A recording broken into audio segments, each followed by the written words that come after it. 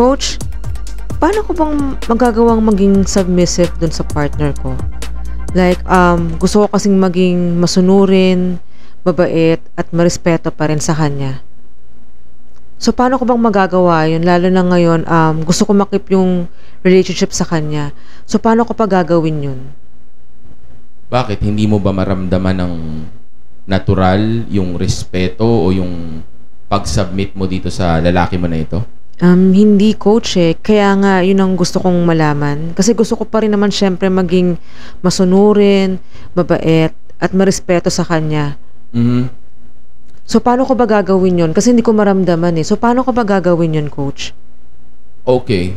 Well, sa issue na iyan, ang problema ninyo sa relasyon ninyo ay yung lalaki mo o itong boyfriend mo na ito ay ibig sabihin hindi siya alpha male o hindi siya marunong sa game o sabihin na nating hindi siya marunong sa leadership kaya hindi mo magawa o hindi niya magawa na maiparamdam sa iyo na maging natural yung pag-submit mo o pagbigay mo ng respeto sa kanya. Okay? Kasi unfortunately, mas marami talaga ang mga beta male kumpara sa mga alpha male o sabihin na nating mga kalalakihan na may alam sa leadership at game. Okay? So kung ganyan ang sitwasyon mo at ang nais mo ay ma-maintain mo o mapanatili mo na maayos pa rin ang relasyon ninyo at magtagal kayo, din ang bagay na dapat mong gawin ay ikaw ang mag-adjust sa lalaki mo.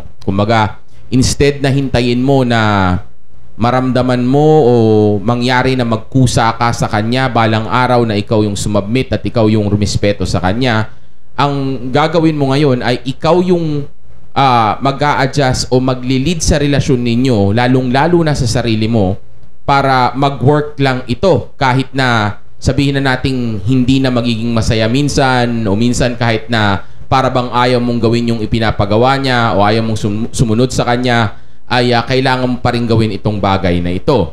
Okay? Kumbaga, kahit na para bang ang tingin mo sa kanya ay hindi mo naman siya kailangan sundin o respetuhin, kailangan gawin mo pa rin yung bagay na gusto niyang ipagawa sa iyo. Basta tama yung ipinapagawa niya sa iyo. Pero coach, parang ang hirap naman atang gawin yun, lalo na kasi kaming mga babae, emotional based. So parang, syempre, pag hindi namin nararamdaman, parang ang hirap gawin at ang hirap din piliting gawin eh, kasi hindi naman namin nararamdaman. So, paano yun? So, gagawin ko pa rin ba siya kahit na... Actually, yan yung palagi kong sinasabi sa mga content ko. Na kung ano ang kaugalian ng isang babae, ito ay sabihin na nating bunga o resulta ng kung anumang uri ng leadership mayroon yung lalaki niya sa relasyon nila. Okay? So, sa totoo niyan, hindi mo talaga magagawang ganong kadaling pilitin yung sarili mo na sumabmit or mispeto sa lalaki mo kung hindi talaga siya karespe-respeto o hindi niya alam yung ginagawa niya. Pero kung ang gusto mo ay mag-work nga yung relasyon ninyo, then ang bagay na dapat na ginagamit mo sa mga oras na ito ay yung logic mo instead na yung emotions mo. Kasi nagme-make sense sa iyo na gawin yung mga bagay na dapat mong gawin sa relasyon ninyo, okay? Nang hindi mo ginagamit yung emosyon mo dahil nga yun yung tanging solusyon para mag-work ang relasyon ninyo. Dahil ano magagawa mo? Eh hindi nga marunong yung lalaki mo. So, paanong gagawin mo? Kung magbe-base ka pa rin sa emosyon mo, ano yun? Maghihintay ka na maghihintay hanggang dumating ang araw na sabihin na nating mapunan niya na hindi mo siya nire-respeto o bastos ka na o maapektuhan na yung relasyon ninyo hanggang sa umabot na sa punto na maaring iwanan ka niya o magloko siya o maghanap siya ng iba o magkaroon siya ng sabihin na nating affair sa iba o maaring ikaw din magawa mo yung bagay na iyan. Pero gaya nga ng sabi ko kanina, kung ang gusto mong gawin is mag-work kayo, so you really have to adjust. Kasi ito yung gusto kong i-advise sa lahat ng mga kababaihan actually. Okay? Dahil karamihan talaga sa mga lalaki, lalong-lalo na dito sa Pilipinas, ay puro mga beta male. Actually, frustration ko yan. Okay? Ilang taon sa loob ng ilang taon ko ng pagtuturo kung paano maging alpha male dito sa Philippines, maniwala ka sa akin, hindi talaga lahat ng tinuruan ko ay naging alpha. Okay? Yung iba sa umpisa lang magaling, yung iba ang tawag nila sa sarili nila hanggang ngayon ay alpha, pero maniwala ka sa akin, sa oras na makakita sila ng pwede nila maging girlfriend, bibitawan nila yung titulo na alpha na iyon.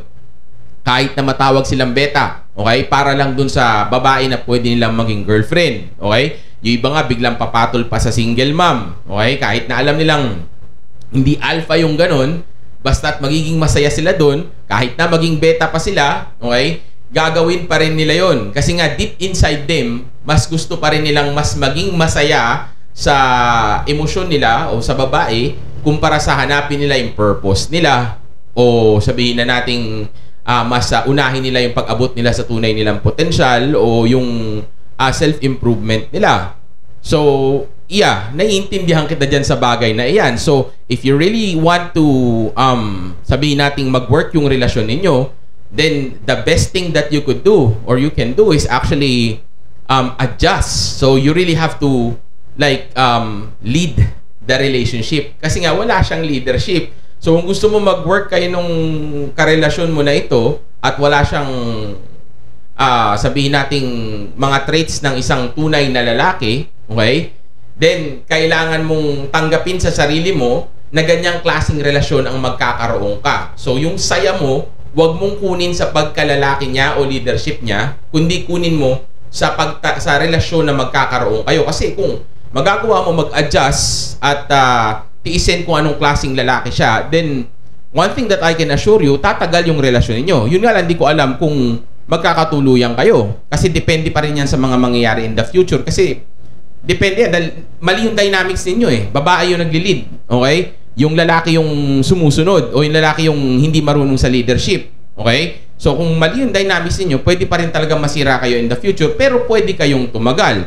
Okay? Pero kung magagawa mo na maayos yung pagtitiis mo, paglilid mo sa relationship ninyo, tapos susuportahan mo pa rin siya kahit na ganyan siya, o mapapasaya mo pa rin siya. So, maaari din talaga na mag-work kayo. Yun nga lang, kailangan mong tanggapin sa sarili mo na hindi ito magiging masaya. Pero siya, pwede siya maging masaya. So kung magiging masaya ka, pag naging masaya siya, at magiging masaya ka nang dahil lang tatagal yung relasyon ninyo, then maaring doon ka sumaya. Doon mo kukunin. Hindi siya doon sa, wow, may lalaki akong leader, may lalaki akong alpha, di ba? Napapasaya niya ako sa emosyon ko. O dahil namimiss ko siya, o dahil nagigame niya ako ng tama, o dahil nabibigyan ako ng drama, yung mga ganon, mawawala yun eh. Okay? So, hindi mo dun itututok ngayon yung source of joy mo, kundi sa magiging success ng relationship ninyo. Kumbaga parang, instead na tingnan mo na romantic yung relasyon ninyo, titingnan mo siya as business. Okay? Kung kaya mo. Eh, paano naman yun, coach, kung sakaling ang tagal-tagal na ganun pa rin siya? So, ano yun? Hanggang kailan ako maghihintay? I mean, ginawa ko na lahat, tas hindi pa rin, wala pa rin pagbabago, and then ganun pa rin siya. So, paano yun? Ayun nga, sabi ko sa'yo kanina, hindi ka pwede mag-expect na balang araw, bigla siyang tutubuan ng bayag o magiging leader siya bigla. Okay? Kasi yun na siya talaga. So, mag-a-adjust ka. Kumbaga, titiisin mo na ganyan siya talaga o hahantayin mo, aasa ka na balang araw na pwedeng magising siya o bigla siyang matuto o maintindihan niya kung anong klaseng relasyon. Kaso, ang hirap niyan, ganito. Kung hindi siya mag-fail, hindi siya matututo o hindi niya maiintindihan na may mali sa relasyon ninyo. Kung hindi mo siya iiwan o sabihin nating hindi ka mawawala sa kanya, hindi niya makikitang may mali sa kanya. Okay? Pero kung gaya nga ng sabi ko sa'yo, willing ka na mag-alaga ng baby, okay? Tapos kunin yung ligaya mo dun sa relasyon lang ninyo o sa success ng relasyon ninyo, hindi sa kung ano ang makukuha mong emosyon mula sa lalaki mo, then pwedeng tumagal yung relasyon ninyo. Ano yun, coach? Kailangan ko ba sabihin sa kanya or takutin siya na? Ano yun? Kailangan ko bang sabihin sa kanya or takutin siya na pag hindi ka nagbago or ganyan, maaring mawala ako sa'yo or hindi mag-last tong relationship namin. Kailangan ko bang ipaalam sa kanya yon para lang kahit pa paano in a way magbago siya or gumawa siya ng way para baguhin yung sarili niya? Well, pwede mong subukan na kausapin siya, okay? Tapos sasabihin sa kanya kung ano yung mga problema sa relationship ninyo, okay? Tapos sabihin mo sa kanya na o ipaalam mo sa kanya kung gaano mo siya kamahal at kung gaano mo gusto mag-work ang relasyon ninyo. And also at the same time, sabihin mo rin sa kanya na may mga problema sa relasyon ninyo. Tapos sabihin mo sa kanya na yung mga problema sa relasyon ninyo na iyon ay pwede maging rason kung bakit balang araw ay pwedeng maghiwalay kayo. Okay? Pwede mong itry yun. Okay? Matter of fact, pwede nga rin umabot sa punto na maghiwalay kayong dalawa o sabihin nating mag-move on ka na lang, itry mo na lang na i-open ulit yung yung options mo o mag-break na muna kayo para malaman mo rin sa sarili mo kung talagang ito ba yung relasyon na gusto mo, baka naman may ibang mas better pa, okay? O baka talagang siya yung gusto mo o sabihin nating meron pang ibang buhay na para sa iyo o ibang relasyon na hindi pa man siguro ngayon, pero baka mas may okay pa nga na lalaki na makikilala ka. Pero kung babalikan natin yung tanong mo kanina na ang gusto mo ay mag-work kayo, so ang sagot dyan ay pagtitiis. Pero kung gusto mong sumaya sa isang lalaki talaga, then may dalawa kang option, which is yung dalawang sinabi ko kanina. Yun ay ipagtapat sa kanya yung totoo, sabihin sa kanya kung ano yung mga pwedeng consequence, pero wag mo siyang takutin. Sabihin mo lang sa kanya, kasi baka mag-backfire sa yan. Baka pag tinakot mo yan, ang mangyari niyan, tuluyan ka talaga. O kaya naman, kung di ka tuluyan, maghanap ng iba. O kaya yun, tuluyan ka, pareho yun, tuluyan, o kaya maghanap ka ng iba. So, hindi ko may advise sa inyo na takutin ang lalaki. Though nag-effective yan sa beta male. Okay, pag tinakot mo ang isang lalaki na beta male ay matatakot talaga yan. Kumbaga, since beta nga yan, kumbaga hindi yan grown man o hindi yan mature na lalaki at konti ang option niyan, lalo na kung nakikipagrelasyon yan, then pwede talaga na matakot siya. Yun nga lang, ayoko mag-backfire yan sa inyo. Okay, so ang pinaka-safe ay sabihin na nating kausapin mo siya ng maayos, okay? Sa tamang mood, okay? Yung maganda yung mood niya. Huwag sa magkaaway kayo o sabihin na nating mataas yung emosyon ninyo tapos negative yung emosyon, okay? Kasi sa oras na yun, lalo na pagka-problemado kayo at di mo to ginawa sa oras na masaya kayo o maayos ang lahat, okay? Then maaring mababa ang intelligence level niya kasi mataas ang emotional level niya at negative pa yun. Okay? So, maaring close-minded siya sa mga time na yun. So, baka hindi ka niya maintindihan o mag-away lang kayo, mag-backfire ito sa iyo. Hindi katulad ng, let's say, maaring lumabas kayo, may date kayo, o kaya nasa vacation kayo. Okay? O kaya time na sabihin nating nilutuan mo siya ng masarap na pagkain, tapos masaya siya. O sabihin nating na-promote siya, o masaya siyang umuwi, maganda ang mood niya. Tsaka mo sabihin ito sa kanya. Sabihin mo sa kanya na na gusto mo siya makausap kasi may problema kayo sa relationship o meron kang problema sa sarili mo na gusto mong malaman niya, and sa tingin mo, since ang pagkakaintindi mo sa kanya ay isa siyang open-minded na tao and isa siyang supportive na boyfriend, naniniwala ka na makikinig siya sa mga problema mo o sa problema mo sa sarili mo. So pagka nasabi mo na yan sa kanya, then maaring sa moment na yun ang utak niya ay bumuka, okay? Tsaka mo ngayon sabihin sa kanya na alam mo, may mga times ang pakiramdam ko parang hindi kita magawa ng marespeto o masunod, o minsan bumababa yung tingin ko sa'yo kasi ganito yung ginagawa mo sa akin. Okay? Pwede mo sabihin sa kanya yung mga bagay na yan. Yun nga lang, ito nga lang ang shit dyan. Okay? Tanda mo, ang beta ay beta kahit na ano pang gawin mo. Okay? Kasi sa oras na sabihin mo yan sa kanya at sumunod siya, tanda mo, shit test mo yan. Kasi pinapasunod mo siya eh. Okay? Nagdi-deal kayo. Nag-agree kayo. Kumbaga, nag-uusap kayo sa gitna kung anong relasyon magkakaroon kayo. Okay? So, sa oras na gawin mo yan sa kanya at sabihin mo sa kanya yung mga problema mo o yung mga gusto mong mangyari at sinunod niya yan, tapos sumunod siya, kahit na sumunod pa siya, maniwala ka sa akin, bababa pa rin ang tingin mo sa kanya kasi kaya siya nagbago dahil sinabi mo. Hindi naman siya nagbago kasi dahil ginawa niya yun sa sarili niya ng kusa. So, kahit na magbago pa siya at bigla siyang mag-lead, o sabihin natin, kasi paano mo sasabihin sa kanya na ang gusto ko kasi maging mailap ka sa akin? Pero sa tingin mo, coach, kung ang gusto ko kasi maging leader ka. In what way? Paano mo siya tuturuan ng mga yon? Kailangan niya matutunan yun ng kusa. Hindi katulad nung dinaan mo siya sa consequences o parang pananakot tapos bigla siyang sumunod. Kasi pag sumunod siya dun sa mga yon, di parang ang nangyari, bumagsak sa shit test mo. Pero coach, sa tingin mo, kung ako yung mag-a-adjust, hindi ba baka mas lalong mawala yung respect ko sa kanya since ang mangyayari na magiging baliktad, kumbaga ako yung mag-handle ng relationship namin. Ako yung mag-a-adjust. So, hindi kaya mas lalong maging komplikado? Well, pagdating sa respect, gaya ng sabi ko sa'yo kanina, isusugal mo talaga yan. Okay? Kumbaga, iaano mo yan eh. How do you call it? Itatapon o hindi mo kumbaga, hindi mo siya ipaprioritize o kakalimutan mo yan, yung respect. Okay? Kasi nga, paano mo rerespetuhin ang isang tao na kaya siya nagbago o sabihin natin, paano mo rerespetuhin ang isang tao na sabihin natin, kaya ka lang naman sumasama sa kanya dahil pinipilit mo lang ang sarili mo. Hindi mo pwedeng ipilit ang respeto dahil ang respeto ay in-earn. So, kailangan niya talagang ma-earn yun sa'yo. So, kung magtitiis ka lang sa relasyon na mayroong kayo para lang mag-work to at magtagal, then kailangan mong tanggapin sa sarili mo na hindi mo nga siya magagawang respetuhin ng totoo. So, ang pwede mo lang gawin ay baguhin mo ang sarili mo, okay? Na way na sabihin natin o sa way na respetuhin mo siya o susundin mo siya, gagawin mo yung mga bagay na gusto niya, tapos magpapakabait ka sa kanya, magpapakasubmissive ka sa kanya nang hindi mo to nararamdaman, kundi pinipilit mo lang yung sarili mo kasi nga yun kamo yung gusto mo.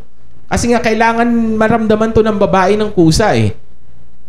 So parang sinasabi mo ba, coach, na it's either you live with it or you deal with it?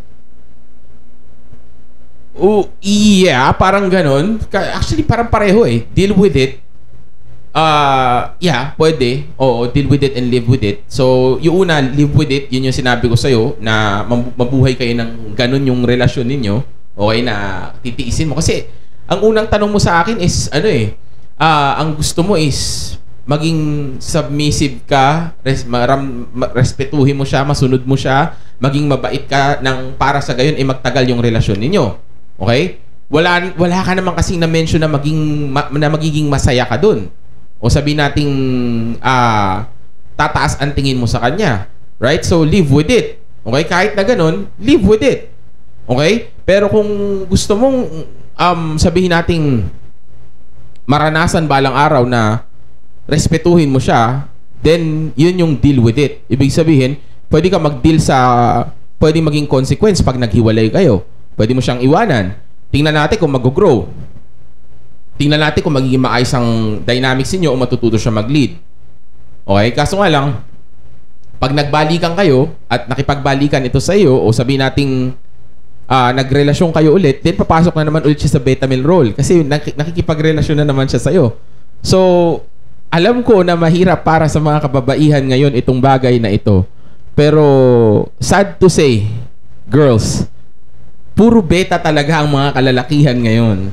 Okay? Alam kong mahirap tanggapin, pero kayo talaga ang mas napupuruhan sa sitwasyon natin ngayon dito sa society, lalo na sa dating market. Kasi puro beta talaga. Okay? So, kung makikipagrelasyon siya ulit sa'yo, bagay na gusto mo, then, yun nga, papasok ulit siya sa beta male role. Kasi nag-submit na naman siya. Binigay na naman niya yung relationship sa'yo. So, doon pa lang, may bawas na kaagad. Okay? Pero, ang maganda niyan, maaring magbago siya pagka dumating ang time na nagbalikan kayo nang hindi siya nakikipagbalikan sa'yo. Let's say, nag-break kayo, di ba? Naghiwalay kayo. Tapos, ikaw yung bumalik sa kanya kasi hindi mo na kinaya. Kumbaga, nag-walk away siya eh. Tapos, hindi niya pinakita sa'yo na hahabol siya, di ba? Tapos, nag-improve siya ng buhay niya, di ba? Tapos, natuto siya ng leadership, di ba? Nag-mature siya. Tapos, ikaw nakipagbalikan sa kanya, nagmakaawa ka. So, doon, sumasubmit ka. So, yun, nagiging babae ka na, di ba? Nagiging feminine ka na kasi ikaw yung lumapit ulit sa kanya. Kumbaga, binabawi mo na yung breakup ninyo, di ba? So, pagdating ng time na yun, at nagawa mo yung bagay na yun sa kanya, tapos nagbalikan kayo, kahit na magbalikan pa kayo, kahit na maging beta pa rin siya kahit paano doon, malaki ang chance na magbago na siya. Kumbaga, hindi na siya katulad nung dating boyfriend mo. Magiging boyfriend mo pa rin siya, beta pa rin, pero hindi na katulad nung dating beta. Kaya nga tama yung sinabi mo, it's either you live with it or deal with it. So, pwede mong i-risk. Pwede kang mag-risk ng relationship mo. Actually, sa totoo lang, kung ako tatanungin mo, mas better yung lumayo ka na lang muna. Kumbaga, tingnan mo kung magbabago and i-open mo ulit yung options mo, baka meron pang ibang better dyan. Yun nga lang, kung ganyan ka palagi ang mentality mo at lagi mong i-open yung options mo o lagi kang magde-date ng iba, magpapalit-palit ka na yan, malalaspag ka naman. Bababa ng bababa value mo. Tsaka sayang, baka yung huling tinapon mo ay mas mabuti pa pala dun sa bagong ipinalit mo. Okay, coach. Naintindihan ko na. Intindihan mo? Yes, coach. So, yeah. Sa totoo lang, hindi naman talaga natin magagawang maging 100% na masaya sa isang relationship. Meron talaga tayong mga kakalimutan o itatapon pagka pumasok tayo sa isang relasyon. Pero ang maganda niyan, at least makakuha ka ng pinakamabuting bersyon ng lalaki na magiging boyfriend o magiging asawa mo. Okay? Kasi kung maghanap ka ng tunay na high value alpha male, hindi makikipagrelasyon sa iyo yun. Pero masaya ka doon. Sigurado yun. Okay? Kasi walang validation doon. Sabihin nating leader yun, pre-selected yun, hindi mo makokontrol yun. So doon, magiging babae ka talaga kasi masculine yun. Hindi yun controllable. Okay? Yun nga lang, hindi ka naman secure doon. Hindi ka safe. Kasi anytime pwede ka iwanan na wala kang assurance kung magiging kayo ba. So kung gusto mong magkaroon ng joy o ligaya sa relasyon and also at the same time may security ka at safety, then kailangan mong tanggapin sa sarili mo na hindi ka magiging 100% na masaya sa relasyon. Kasi wala naman talagang perfect sa mundo. Walang perfect na tao. Walang perfect na sitwasyon. Walang perfect na bagay sa mundo. So, tanggapin mo na ganun. Na maaari ka magkaroon ng boyfriend, yun nga lang, beta siya. Pero, at least, yung makukuha mo man lang sana na beta, ay yung beta na pinakamabuti sa kanilang lahat. Okay? Kasi kahit kami mga lalaki, pag once pumasok kami sa relationship, hindi rin naman kami magiging 100% na masaya. Kasi nga, hindi nyo kami magagawang respetuhin, sigurado. Kasi nagva-validate na kami, sumasubmit na kami, dahil binibigay na namin yung relasyon sa inyo. So, bababa na yung tingin nyo dun. So, instead na yung full potential ng pagkababae ninyo ay may bigay ninyo sa amin, okay, bilang alpha sana, okay, hindi na makukuha yan nung beta. Kasi nga, tinanggap namin na gano'n na yung relasyon. Pumasok kami sa relationship eh. So, yung kung gaano kayo kagaling sa kama sa isang alpha male, hindi kayo magiging ganong kagaling sa kama pagdating sa beta male. Pero may security. Magkasama kayo sa relasyon. So, kung willing tanggapin nyo ng isang lalaki sa relasyon, at ikaw willing ka rin tanggapin na gano'n yung lalaki sa isang relasyon, pwede kayong maging masaya at magkaroon ng seguridad. Yun nga lang, hindi siya magiging perfecto. But fuck it, wala namang perfecto. Tatanggapin nyo lang. Yun nga lang, pagka dumating ang araw na umiral yung pagiging, sabihin natin, kawalan ng, ano ninyo, ng, how do you call it, yung, contentment ninyo sa sarili ninyo, then baka dumating ang time, biglang sabihin mo, hindi ako masaya na dito, ayoko na ng ganito, baka may better. So, pwede ka maghanap na naman ng iba. Yan ang rason kung bakit marami mga babaeng napapariwara. Kasi kawalan ng contentment. Imbis na tanggapin nila na ang relasyon ay hindi perpekto.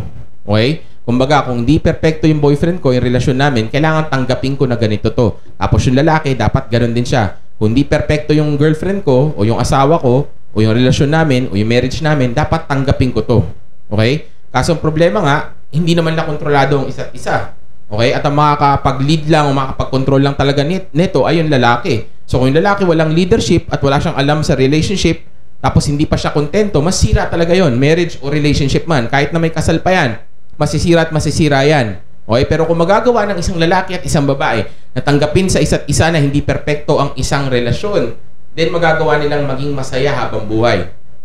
Yun nga lang, well, hindi sila talagang masaya, pero magagawa nila magsama ng matagal. Pero kung joy, ligaya ang gusto mo, humanap ka ng alpha, magiging masaya ka sigurado. Yun nga lang, hindi siya forever. Walang forever dun. Pagpapalit ka ng high value male, balang araw, maghahanap na mas bata, mas maganda yon. Pero habang magkasama kayo, masaya ka. Okay? Sa beta naman, hindi ka nga magiging ganong kasaya o magiging ganong ka ligaya sa relationship ninyo. Okay? Pero may security ka. Kaya nga, di ba sabi nila, alpha fox, beta box. O alpha male, sabihin nating, ang alpha male ay para sa, sabihin nating sa ligaya or fun or sa kama. Tapos yung beta male naman ay para sa provision o para sa pagpo-provide. Di ba? Beta male provider. Diba? So, mamimili ka lang kung alin doon yung gusto mong magkaroon. Okay? Kasi, yun nga lang, problema sa inyong mga babae, paiba-iba ang emosyon ninyo. So, ngayon, tingin mo, kontento ka sa kung ano meron ka. Sa susunod na may makilala kang lalaki, tingin mo, mas masaya mas gwapo yun. Mag-iiba na naman yung ano mo. So, dapat ang mentality mo dyan ay makontento ka. And yung mga lalaki, dapat ganun din sila. Kasi dadating ang time, sabihin ng lalaki, hindi na magaling yung asawa ko sa kama, hindi na magaling yung girlfriend ko sa kama, hindi na ako sinusunod, hindi na ako pinaglulutuan. Nang hindi niya namamalayan na, kasi ganun nga ang relasyon. Ganun talaga, magkarelasyon kayo Dadating talaga yung time, magkakaroon kayo ng mga BS. Pero kung magkakaintindihan sila pareho, pwedeng dumating yung kahit na hindi mo gustong paglutuan yung lalaki mo, since naiintindihan mo na dapat yun ang gagawin mo yun hindi dahil hindi mo gusto o dahil gusto mo, kundi yun yung tama. Yung lalaki ganun din. So dadating yung time, ayaw ng lalaki na lambingin ka o sabihin nating may mangyari sa inyo o kaya sabihin nating i-date ka pero kailangan niyang gawin kasi yun yung tama. So kung matututunan ng both parties na ang gawin ay yung tama, hindi yung kung anong nararamdaman nila, then maaring tumagal ang relasyon. Kaso nga lang, again, ang attraction ay hindi logical, emotional siya. So asahan nyo, hindi kayo magiging masaya pero magtatagal kayo. So sabi nga nila, 'di ba? You cannot have it all. So, may mga bagay talaga na kailangan mong tawag dito, kalimutan o pakawalan. Kasi you cannot have it all. So, if you want security, then you can have it. Yun ang piliin mo. But if you want love or fun, then may mga alpha dyan. Alam mo naman yung mga yan, gwapo yan. Magagaling yan, di ba? Iba yung mapaparamdam sa yan, di ba? Proud ka pagkasama mo yan. Walang away yan, di ba? Yun nga lang, balang araw, iiwanan ka niya. Ang masaklap niyan, madalas may iwanan ka ng matanda ka na. So, just have to choose one. Okay, Coach. Naintindihan ko na. Okay, do you still have any questions? None, Coach. All right. Thank you, Coach. Yo, welcome.